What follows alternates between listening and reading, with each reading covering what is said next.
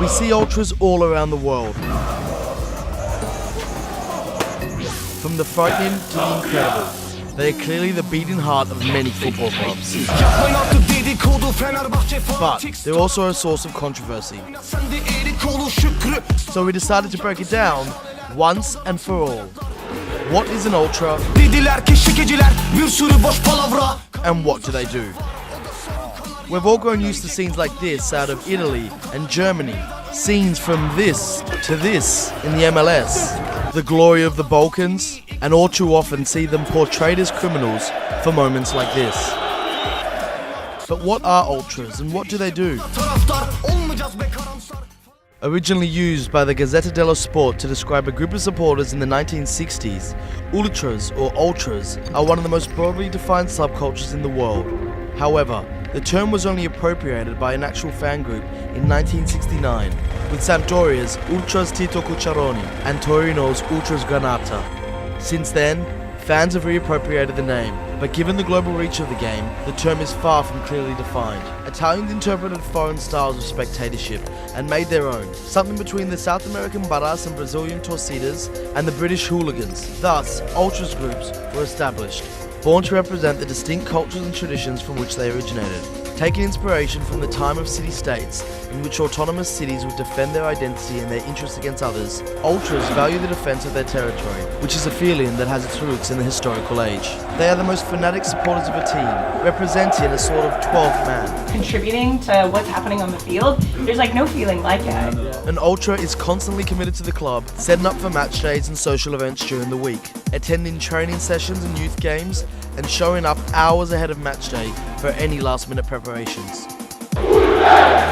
Away matches are especially important. It's where one proves their true commitment to the group. We played in Bremen and there were 20,000 people coming to that game and 16,000 from St. Pauli. And the opportunity to show off your pride in another territory. This comes in the form of choreographies, flags, chants, banners, and fanzines. The strongest expression of these rituals are usually reserved for anniversaries of the clubs, legendary players, the fan groups themselves, derbies, rivalry games, and finally, big cup matches. Ultras have always been characterised by their rebellious nature. Unlike the British, whose support largely rides on reacting to what's happening on the pitch, ultras make their own show, beyond the result. Eddig nagyon nagy munka van mögötte, akár egy hónappal előtte nekiállunk. Ezt a klub nem finanszírozás, saját terünkből alkotjuk meg mindig, saját szabadidő és anyagi tekintetben is. Drums, flares, megaphones, smoke bombs, the opportunity to freely express a collective idea and a unity of devotion all contribute to this atmosphere. Whenever possible, ultras will march through a city in a corteo, making sure their presence is well known. The group mentality is essential to being an ultra. Rivalry and friendship are the most confusing and turbulent parts of ultras culture. Of course, there are derbies between two teams of the same city or town, but the motivation behind friendships and distances between these relationships can be truly remarkable. Despite being rivals, Genoa and Sampdoria both have a friendship with Boca Juniors for their connection of immigrants established in the club. Crvena Zvezda's Delier, Olympiacos Gate 7 and Spartak Moscow's Fratria have a connection based on being the dominant team from three Orthodox nations. Just as ultras took inspiration from political protest, the actions of ultra groups have been influenced by political ideologies ranging from avowed nationalists to anti-fascists. For example, Celtic's Green Brigade, who forge international links and friendships with other anti-fascist ultra groups across Europe on political grounds, as can be seen with their friendship with German side St. Pauli.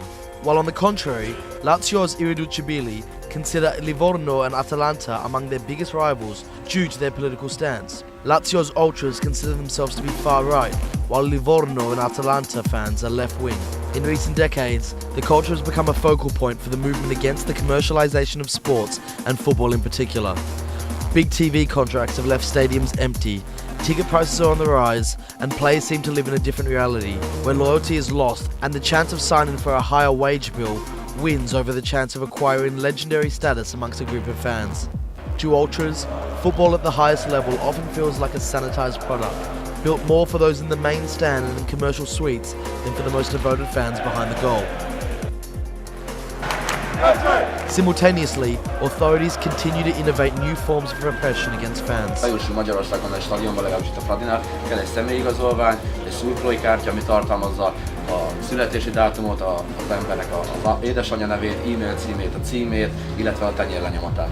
Bans on pyro, megaphones and drums, bans on standing room and away travel have had little to no impact of instances on stadium violence. Today, maneuvering the minefield of stadium laws has become a nightmare. These laws have been introduced under the guise of reducing instances of violence at football, but have largely had the adverse effect of killing the atmosphere at many grounds. The fringe elements of these groups, who seek out physical confrontation, continue to operate, as security forces hopelessly seek to curb it through football-specific legislation. This has left fans feeling criminalised, suspicious that states and corresponding football federations would rather see them banished from the game.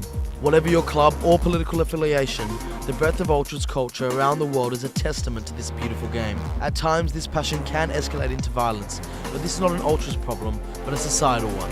An ultras group's existence revolves around intense, coordinated support for their team through vibrant displays during matches, making noise on the terraces, and highlighting, publicising, and furthering issues affecting their local territory and in solidarity with other supporter communities.